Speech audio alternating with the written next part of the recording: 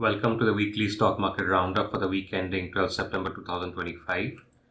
For the BSE Sensex, it closed on Friday at 81,904.70. It was up 1.48% from last week, where it had closed at 80,710.76 on 5 September.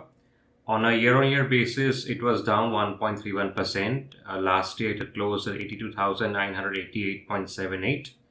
On a 10-year basis, the numbers still showing a good signs. And if you look at it, this is how the last 1 year has been. And this is the performance so far comparatively. And this is the weekly performance. Similarly, for the Nifty, it was up 1.51% week on week. It was at 25,114.0. Last week, it had closed at 24,741. And the year before, on 16 September 2024, it had closed at 25,383.75. So it is down 1.06 from 1 year ago. This is how the last 10 years have been, and this is the 1 year performance, and this is how it has been.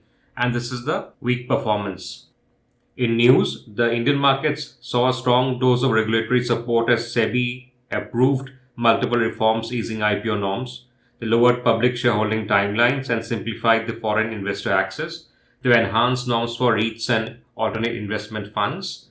Among key economic data, the CPI inflation numbers came out. It was at 2.07% for August, which was a bit up from 1.61% in July.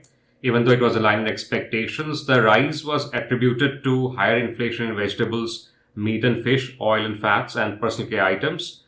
Food inflation was negative, 0.69 year on year, and readings were within the RBI's 2 to 6% target range. Now, Infosys came out with the 18,000 crore premium buyback, and it sent a positive signal about large cap confidence. The price, they said, was 1,800 rupees per share. It was up 19% approximately on the trading price, and accordingly, the share price closed at 1524.10 as of last Friday. In the global front, softer US inflation, growing expectations of Fed rate cuts have lifted sentiment, supporting emerging market flows and strengthening the rupee somewhat. But the risk remains from trade tensions, as new US tariffs on Indian imports have continued to trigger concerns and continued the foreign outflows. As you can see, 11.57 outflow has been in 2025, of which 8 billion has been out in the last 8 weeks only. Now, this has been partially offset by 4.75 billion of buying in the debt markets.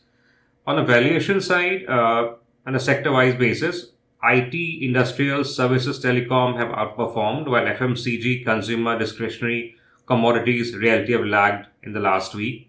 Overall, the week has ended on a cautionary positive note, and we can see that in the next section where we talk about the sectors, where we see that the BSE focused IT sector, capital goods, information technology, tech, and industrials have been seeing good uptick week on week.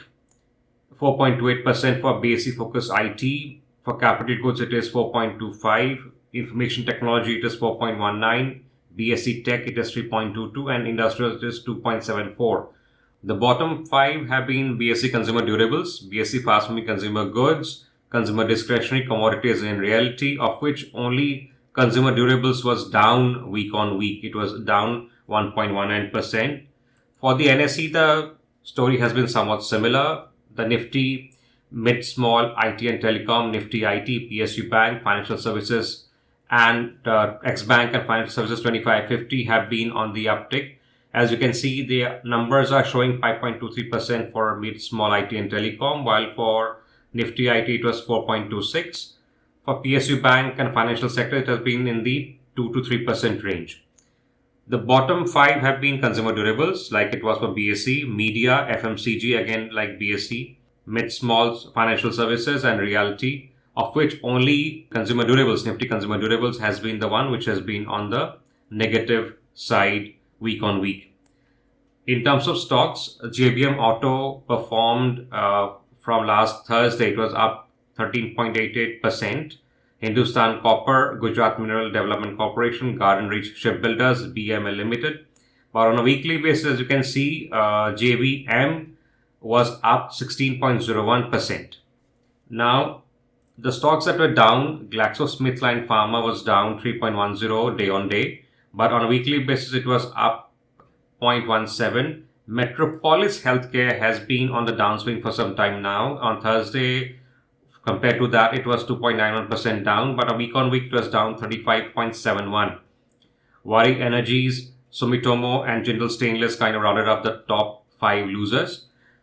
In NSE, all stocks, Themis Midcare was up 20% day on day on a weekly basis, 21.75. Knowledge Marine and Engineering Works was up 20% on a weekly basis, 27.82. Nagarika Exports, Lambodhara Textiles and Consolidated Construction Consortium were the remaining 3 of the top 5 of the NSE, all securities. Of the bottom NSE all securities, it was JITF Infra Logistics, Nila Spaces Limited, Kanpur Plastic Pack, Atlanta and Pradeep Phosphates. Of which Atlanta, if you look at, even though it was down 6.69 on a weekly basis, it was actually up 33.26. So this is it for this week. I hope to see you next week. Thank you so much for watching. Have a very good week ahead.